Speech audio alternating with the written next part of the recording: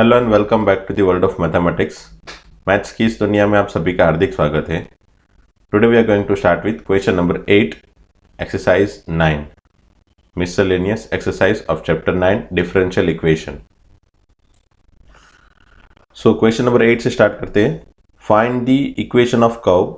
Okay, equation of curve find करना है which is passing through this point.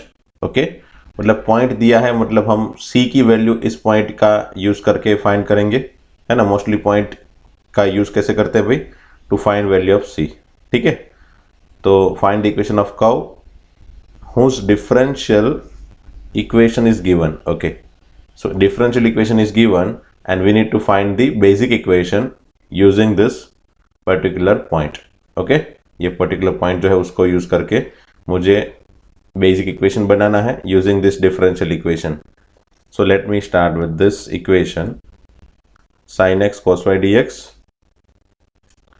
sin x into cos y into dx, और इस पूरे term को मैं LHS में लेके जाता हूँ, सॉरी राइट हैंड साइड में लेके जाता हूँ, minus cos x sin y dy। ठीक है, अब यहाँ से सभी को एक ही साइड, सॉरी dx वाला एक साइड dy वाला एक साइड कर देते हैं।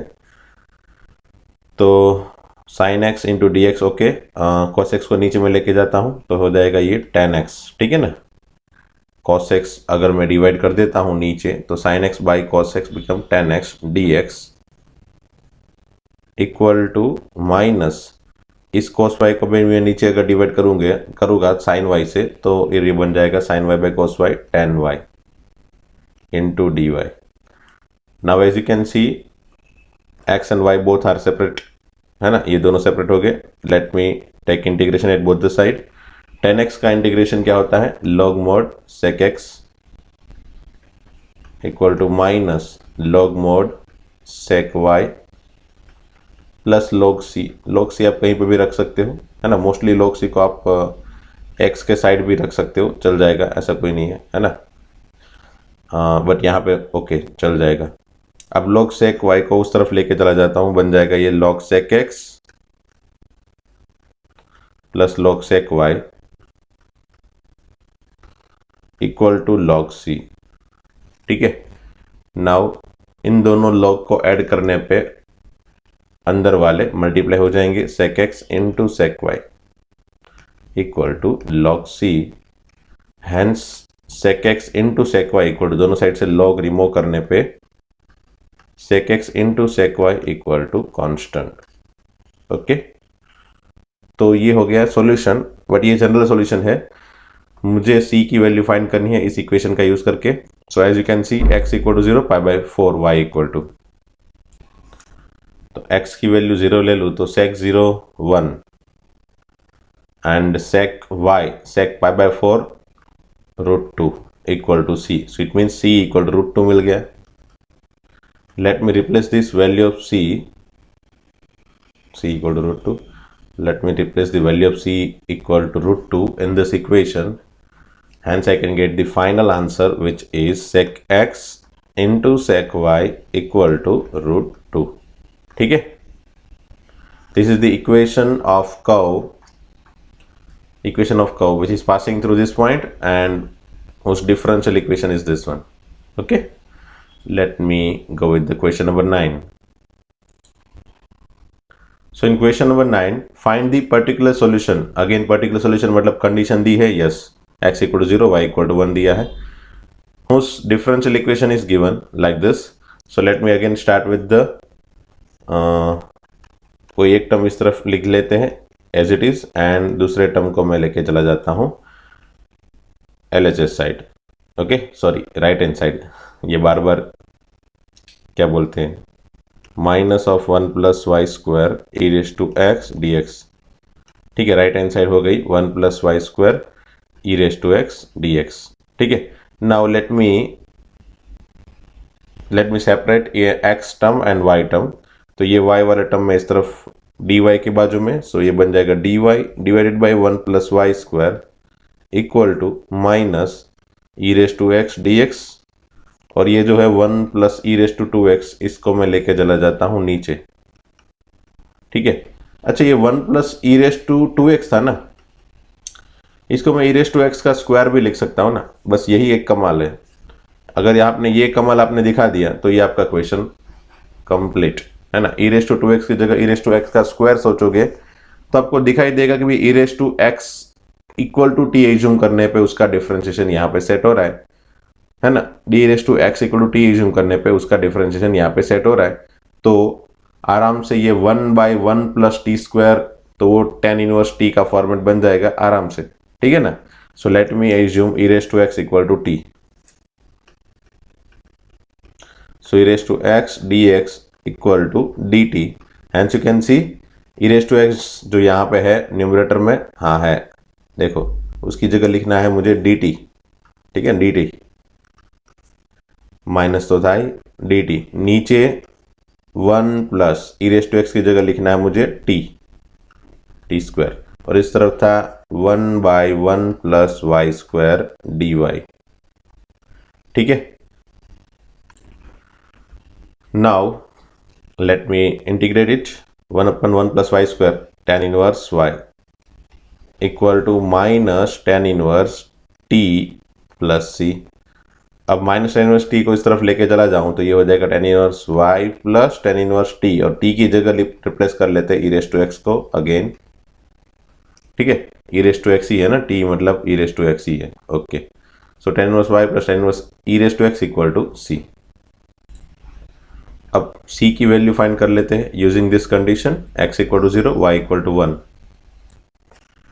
सो अगर x की जगह 0 रख दूं एंड y की जगह 1 रखूं तो tan inverse 1 plus tan inverse e raise to 0, ठीक है। तो ये दोनों, ये ई रेस टू 0 भी 1 हो गया ना, ई रेस टू 0 भी 1 हो गया, तो ये tan इनवर्स 1 मतलब π/4, और ये भी एक्चुअल में tan इनवर्स 1 है, तो उसकी भी वैल्यू एक्चुअल में π/4 हो जाएगी, equal to C, hence C equal to π/2, ठीक है। अब value of C equal to π/2, let me put it again in the general solution, उसमें सी की जगह π/2 रखने पे मुझे फाइनली पर्टिकुलर सॉल्यूशन मिलेगा, okay. So particular solution is C equal to π/2 रख देते हैं, tan inverse y plus tan inverse e raise to x equal to π/2।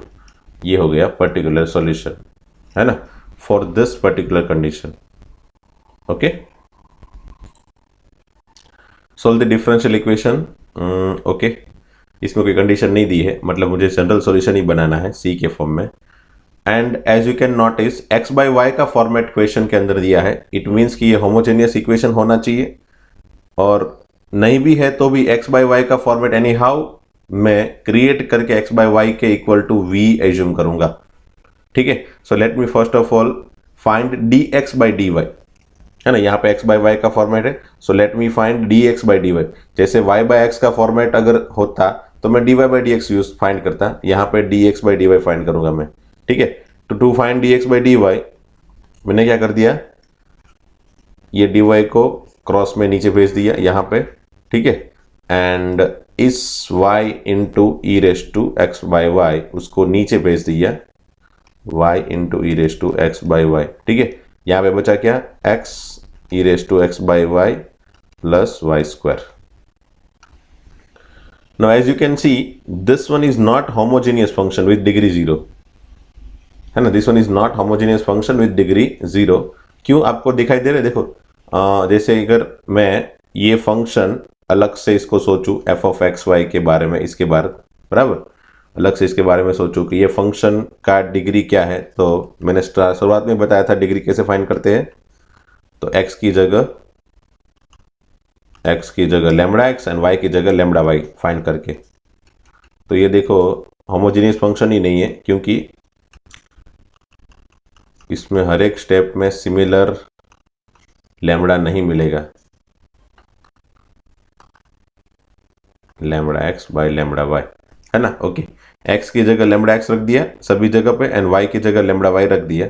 So now you can सी ये दोनों लैम्बडा तो कैंसिल, इसको तो कोई प्रॉब्लम नहीं है, बराबर, इसको कोई प्रॉब्लम नहीं है, एज इट इज जो भी फंक्शन चाहिए वो बन जाएगा। बट यहाँ पे लैम्बडा स्क्वायर मिल रहा है और यहाँ पे लैम्बडा मिल रहा है, तो इन दोनों टर्म में मैं क्या कॉमन निकालू भाई, है बाई चांस चलो मैं लैम्बडा कॉमन भी निकाल लो, तो समझो लैम्बडा कॉमन, तो बच गया क्या x e raise to x by y plus lambda y square divided by lambda y e raise to x by y, lambda lambda cancel. Now क्या मुझे वापस यही ओरिजिनल फंक्शन मिला? तो नहीं। क्यों नहीं मिला? सब कुछ तो आ गया एक्सेप्ट यहां पे लैम्बडा बच गया, देखो है ना, बाकी सब कुछ एज इट इज आ गया, x e raise to x by y, okay y square भी है बट लैम्बडा बाजू में है, नीचे वाला टर्म भी है। इट मीन्स इसके पास 2 पावर है, इसके पास एक्चुअल में 1 पावर ही है और इसके पास भी 1 पावर है ना। इसके पास तो कुछ पावर है ही नहीं, ये तो 0 पावर वाला एक टर्म है बराबर, और इसके पास भी कोई पावर नहीं है क्योंकि ऊपर नीचे अगर मैं पावर को डिवाइड कर दूंगा तो वो 0 हो जाएगा एक्स एंड वाई के, इसलिए इन दोनों के पास तो कोई पावर नहीं है। इसके पास 2 पावर है, सॉरी 1, और इसके पास 2 पावर है, इसलिए एक्चुअल में ये फंक्शन जो है वो होमोजीनियस नहीं है, ठीक है, होमोजीनियस नहीं है। बट हम यहाँ पे हमारे पास कोई रास्ता ही नहीं बचा, हमको एनी हाउ जितने टर्म हो सकते उतने एक्स बाई वाई के फॉर्मेट बना के एक्स बाई वाई के जगह में टी ले लेता हूं या फिर वी, ओके। तो देखो ये सब कुछ तो साइड में मैंने रफ में दिखाया था कि ये कुछ एक्चुअल में सोचना नहीं है, ये कुछ करना नहीं है, बट ये तो हमने सोचा कि यहाँ पे ये फंक्शन जो है होमोजीनियस है कि नहीं, ठीक है। तो हमको क्या पता चला, this is not homogeneous function, okay, this is not homogeneous function. But फिर भी ई के पावर में एक्स बाई वाई है, मतलब एक्स बाई वाई को मैं अलग तो नहीं कर सकता, ऐसा ही रहने देना पड़ेगा ना भाई, इसलिए एक्स बाई वाई के फॉर्मेट को मैं ट्राई कर रहा हूँ, कोशिश कर रहा हूँ सभी कुछ एक्स बाई वाई के फॉर्म में आ जाए जितना हो सके उतना। तो मैं क्या कर रहा हूँ, ये वाई को जैसे एक्स बाई वाई का फॉर्मेट बनाना है, अगर जो मतलब वाई बाई एक्स का फॉर्मेट बनाना है तो एक्स के 1 या फिर 2 पावर से मोस्टली डिवाइड करते हैं सब कुछ बराबर, है ना। जब भी जरूरत पड़े जितनी डिग्री ऊपर नीचे हो उसके ऊपर डिपेंड करेगा, अगर एक्स का पावर मैक्सिमम 2 हो सब में तो एक्स के 2 पावर से डिवाइड करते हैं, अगर एक्स का पावर सब में 1 1 हो तो एक्स के 1 पावर से डिवाइड करते थे सब में। वैसे ही एक्स बाई वाई में वाई रेस टू 1 या फिर वाई रेस टू 2 या फिर वाई रेस टू 3 से डिवाइड करते हैं, depends on power of y. जैसे यहाँ पे power of depends on power of y नहीं, depends on power of term, ये सभी टर्म में कितने पावर है उसके ऊपर डिपेंड करेगा वाई के कितने पावर से डिवाइड करे बराबर। बट यहाँ पे सभी जगह सिमिलर पावर नहीं है, तो फिर हमारे पास एक कंफ्यूजन है कि कितने पावर से डिवाइड करे सबको वाई के। तो ज्यादा मत सोचो, वाई के सिंगल पावर से डिवाइड कर दो, क्योंकि एक नीचे सिंगल पावर ही वाई पड़ा है, इसी को सबके साथ डिवाइड कर दो, फिर एक्स बाई वाई का फॉर्मेट यहाँ पे तो बन जाएगा आराम से, ये निकल जाएगा यहाँ से, और यहाँ पे एक दिक्कत होगी उसको हैंडल करेंगे आराम से, ठीक है। ज्यादा मत सोचो, इसके साथ तो डिवाइड करके देखोगे ना तो सब कुछ कंफ्यूजिंग टाइप के फॉर्म में आ जाएगा। देखो अगर वाई स्क्वायर से मैं सबको डिवाइड कर दूं तो यहाँ पे x by y into 1 upon y extra बनेगा। बेटर है कि सिंगल वाई से डिवाइड करो सबको, ताकि हैंडल करने में इजी पड़े। X by y e raise to x by y, ठीक है, प्लस यहाँ पे एक वाई कैंसिल, सिंगल वाई से डिवाइड किया सबको, और यहाँ पे भी सिंगल वाई से डिवाइड किया तो ये भी निकल गया। देखो तो सिंगल वाई से डिवाइड करने पे फायदा होता हुआ नजर आ रहा है बराबर। यहाँ पे एक वाई बच गया, कोई बात नहीं, उसको हैंडल करेंगे बाद में, ठीक है, उसको बाद में हैंडल करेंगे। बाकी एक्स बाई वाई के फॉर्म में सब कुछ आ गया है, मैंने क्या बताया था वंस अगेन एक बार सुन लो। जैसे ही हमारे पास क्वेश्चन आया एक्स बाई वाई के फॉर्म में सब कुछ दिखा, हमने सोचा d x by d y find कर लेते हैं। मोस्टली वहां पे होमोजीनियस फंक्शन होगा मोस्टली, बट यहाँ पे होमोजीनियस फंक्शन नहीं है, मतलब सबके पावर एक सिमिलर नहीं है। यहाँ पे 1 पावर का टर्म है, ये अल्टीमेटली 1 पावर है, यहाँ पे ये 2 पावर है, और ये भी अल्टीमेटली 1 पावर है ना, क्योंकि इसका पावर 1 और इसके पास 0 पावर है, सो अल्टीमेटली 1 पावर है। तो सभी के पास सिमिलर पावर नहीं है, तो हमने क्या सोचा कि भाई एनी हाउ, एक तो ऑलरेडी उसने एक्स बाई वाई दे के ही रखा है, तो मेरे पास और कोई रास्ता नहीं है, एक्स बाई वाई तो एनी हाउ क्रिएट करना ही है। तो किस तरह से क्रिएट करे, तो डेफिनेटली एक्स बाई वाई का फॉर्म क्रिएट करने के लिए वाई से या फिर वाई स्क्वायर या वाई क्यूब से डिवाइड करते हैं सबको बराबर, एक्स बाई वाई का फॉर्मेट बनाने के लिए। तो किससे डिवाइड किया जाए भाई, यहाँ पे तो सब में एक समान पावर ही नहीं है ना। अगर सब में एक समान पावर होता, समझ लो यहाँ पे स्क्वायर होता, यहाँ पे स्क्वायर होता, तो तब सभी जगह एटलीस्ट 2 पावर है, तो हम 2 पावर से डिवाइड कर देते बराबर। या फिर अगर यहाँ पे 1 पावर होता, ठीक है, सब में 1 1 पावर होता, तो मैं एक्स वाई रेस टू 1 से डिवाइड कर देता बराबर। बट यहाँ पे सिचुएशन ये है कि यहाँ ये सिर्फ वाई स्क्वायर है, बाकी सब कुछ y1 मतलब एक्स एंड वाई के 1 पावर में है। तो किससे डिवाइड करूँ, वाई के 1 पावर से डिवाइड करूँ या 2 पावर से डिवाइड करूँ, तो डेफिनेटली किससे करना चाहिए, तो 1 पावर से करना चाहिए, ताकि ये फॉर्मेट जितना हो सके उतना सिंपल दिखाई देगा। ठीक है, अगर 2 पावर से डिवाइड कर भी दिया होता तो क्या होता, देखो से x by y square e raise to x by y plus 1 divide by 1 by y e raise to x by y. ठीक है ना, तो ये एक्चुअल में x बाई वाई मतलब x by y into 1 by y, x by y square मतलब x by y into 1 by y. तो x by y एक ही जगह पे मिलता, बाकी ये 1 बाई वाई के फॉर्मेट दो जगह पे मिल जाते, थोड़ा कंफ्यूजिंग रहता है ना। बेटर है कि हमने y के 1 पावर से डिवाइड किया और इस तरह का फॉर्मेट फाइनली क्रिएट किया। आई होप मैंने जो समझाया है वो आपको थोड़ा बहुत परफेक्टली समझ में आया है। नहीं समझ में आया तो वापस एक बार वो 5-10 मिनट का कंटेंट जो है ना वो एक बार समझ लो। है बहुत सी सिंपल सा स्टेप, लेकिन मैंने आपको थोड़ा डिटेल में समझाने की कोशिश की है। ओके, वंस अगेन क्या बताया वो वापस एक बार देख लेना अगर नहीं समझ में आया है तो। Okay, now as you can see almost every terms are in form of x by y. Let me assume x by y equal to v. Okay, x by y equal to v ले लेता हूं, तो वही x equal to v into y differentiate with respect to y है ना, नीचे y है ना, तो सबको y से सबको y से डिफ्रेंशिएट करो। चलो, तो dx by dy equal to v into y का डिफ्रेंशिएशन 1 हो जाएगा, v as it is, y का differentiation 1 with respect to y है इसलिए, plus y as it is, v का differentiation dv by dy। Okay, ठीक है, चलो रख देते हैं वैल्यू किसकी जगह पे, dx बाई dy की जगह पर ये वैल्यू रख देते हैं। So v plus y dv by dy equal to, जहां जहां पे x बाई y है वहां पे v रख देते हैं, मैं v रख देता हूं मैं, v e raise to v plus ये y अकेला रहेगा divide by e raise to v। ठीक है, now let me simplify this one. ये v को मैं राइट हैंड साइड में लेके जाता हूँ, y dv by dy equal to v e raise to v plus y by e raise to v minus v। ठीक है, let me take LCM, v e raise to v plus y minus v e raise to v। देखा, मतलब यहाँ पे कुछ ना कुछ तो कैंसिल हुआ, तो हमने जो भी सोचा उससे कुछ तो फायदा हुआ।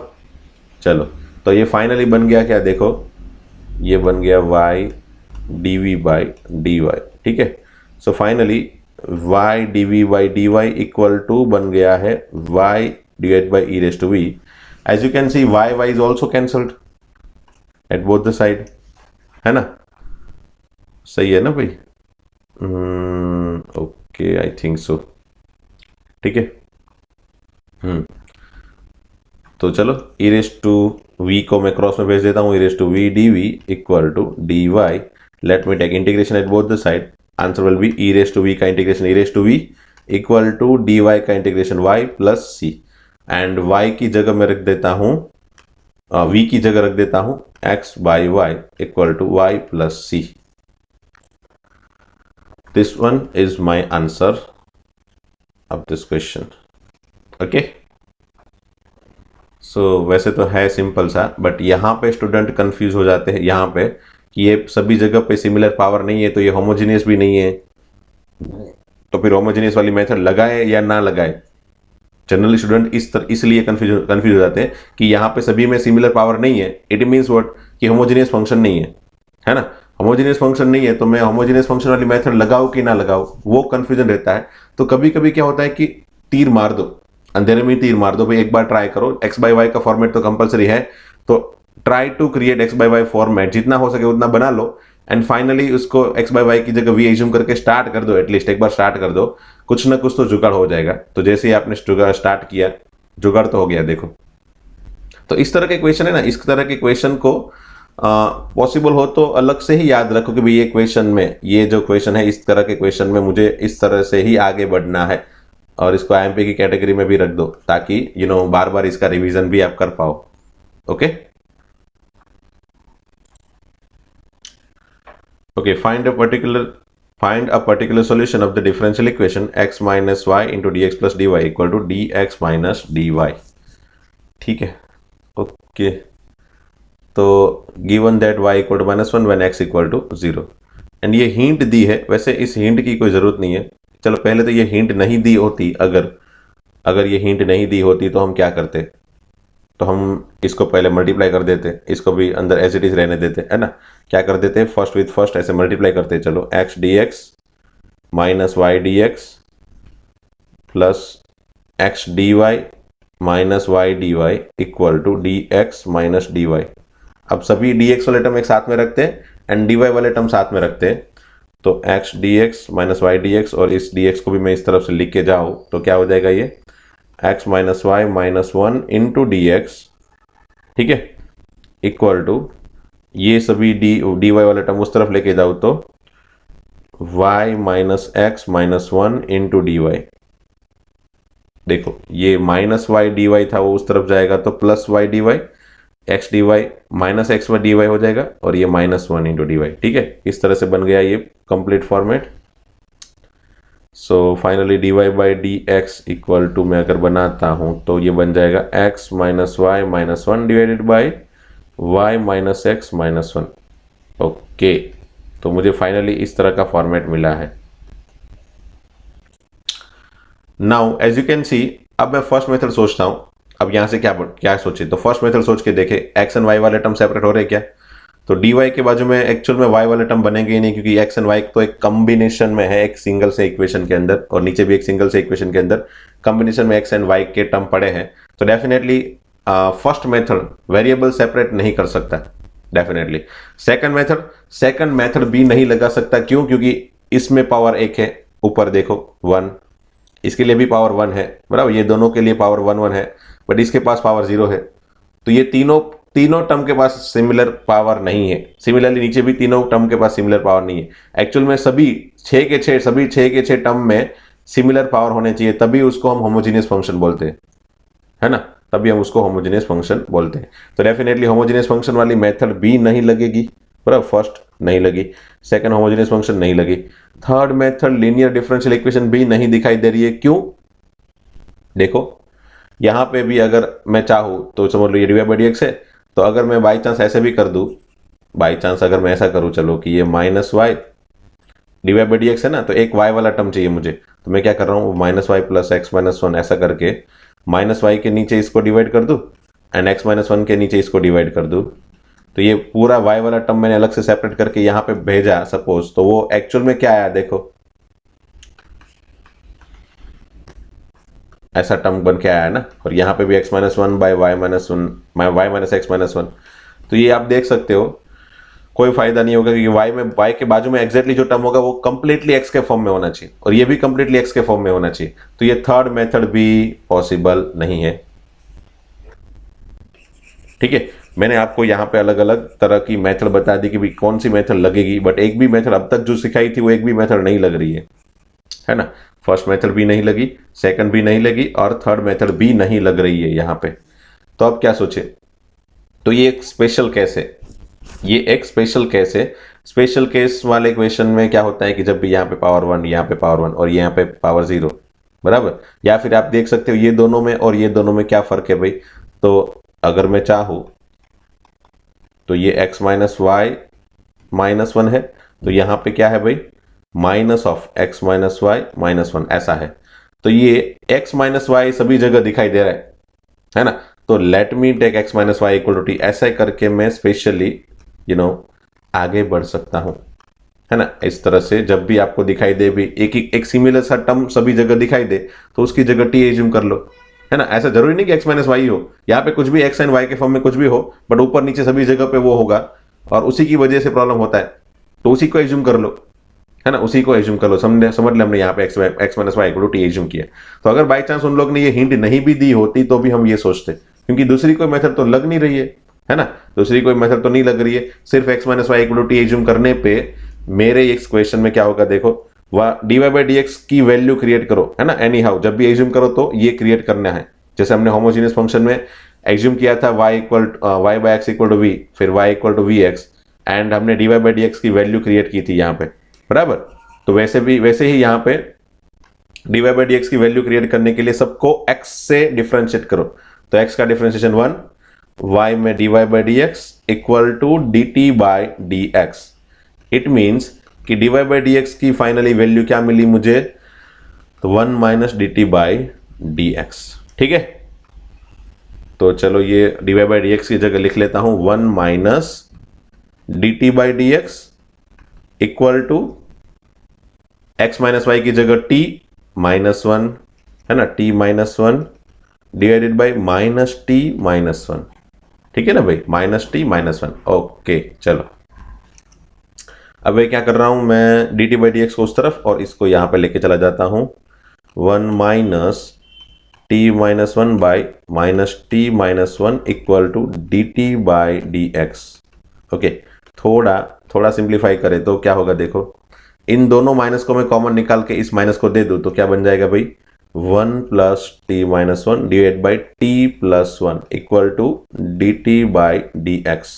ठीक है, पहले यहां पे एलसीएम ले लेते हैं, जितना हो सके उतना सिंप्लीफाई कर लेते हैं। That is equal to d t by d x. As you can see 1 1 is cancel, तो बचा क्या 2t, है ना। So ultimately d t by d x equal to 2t by t plus 1। अब मैं t वाले सेपरेट कर सकता हूं, yes 2t by t plus 1 को t की बाजू में रख दू, t plus 1 by 2t into dt equal to dx. Now simply I can take integration at both the side. Integration इसका करना है तो 1/2 पहले बाहर ले लेता हूं, 1/2 बाहर ले लेता हूं और इस t को सब दोनों के साथ डिवाइड कर दूं, दोनों के साथ डिवाइड कर दूं तो ये हो जाएगा 1 plus 1 upon t dt equal to 1 into d x. ठीक है, now let me find the integration of this. 1 का इंटीग्रेशन t, 1 अपन टी का log t। ठीक है, और यहां पे हो जाएगा सिर्फ x प्लस सी। ओके, अच्छा पहले यहां पे सोचो कि ये 1/2 है ना, ये 1/2 का 2 जो है वो मैंने यहां पे खींच के ले लिया, ऐसा सोचो तो ये हो गया 2x। ठीक है, 2x प्लस 2c करके देखो चलेगा, c करोगे तो भी चलेगा। मतलब कहने का मतलब ये है, चलो एक स्टेप ले ही लेता हूं मैं, ये 1/t आया बराबर, और this is equal to x plus c बराबर, ऐसा है। बाद में करने पे फिर ये 2 को उस तरफ लेके जाने पे क्या होगा, t plus log t equal to 2x plus 2c। 2c को मैं c1 लिख दूं, चलेगा ना। अब t की जगह लिखना है क्या, x minus y plus log of x minus y equal to 2x plus c1। तो अगेन एक x कैंसिल है ना, 2x से एक x कैंसिल हो जाएगा तो बचेगा क्या भाई, minus y plus log x minus y equal to x plus c 1। इस माइनस वाई को उस तरफ ले लूं मैं तो क्या हो जाएगा भाई, x log x minus y equal to x plus y plus c 1। ठीक है, now let me find the value of c1, क्योंकि ये हमको पर्टिकुलर सॉल्यूशन फाइंड करना है। यहाँ पे गिवन कंडीशन में दिया है x equal to 0, y equal to 1 minus 1। So let me put x equal to 0 and y equal to minus 1। तो ये तो log 0 माइनस 0 प्लस 1 मतलब log 1 हो गया, log 1 की वैल्यू 0 माइनस 1 प्लस c1।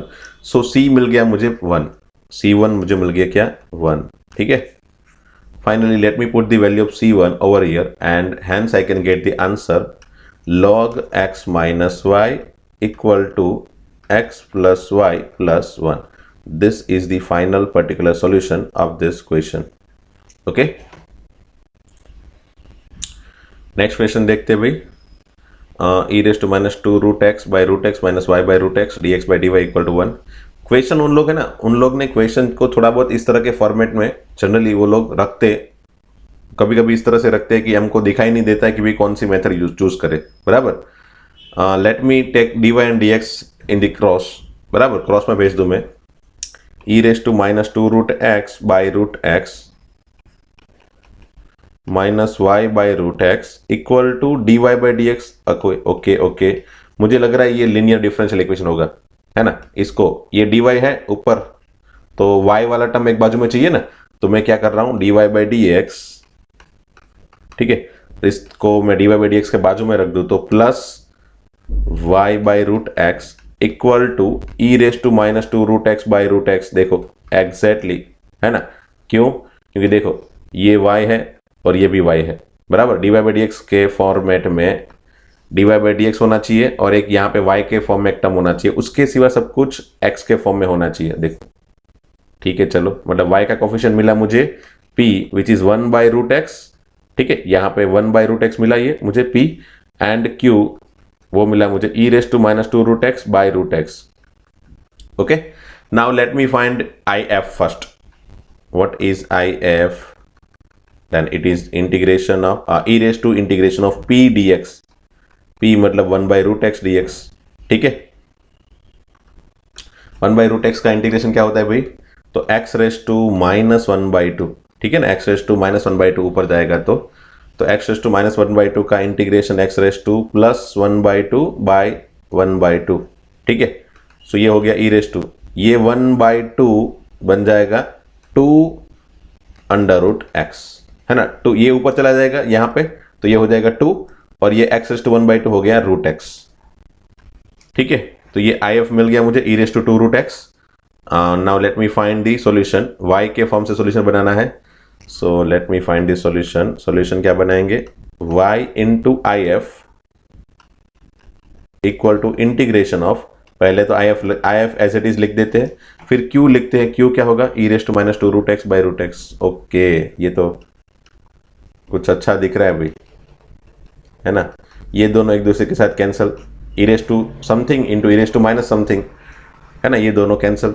ये 1 by e raise to 2 root x होगा तो ये कैंसिल हो जाएगा, बचा 1 अपन root x d x.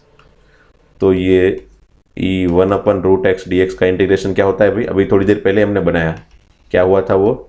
2 root x plus सी,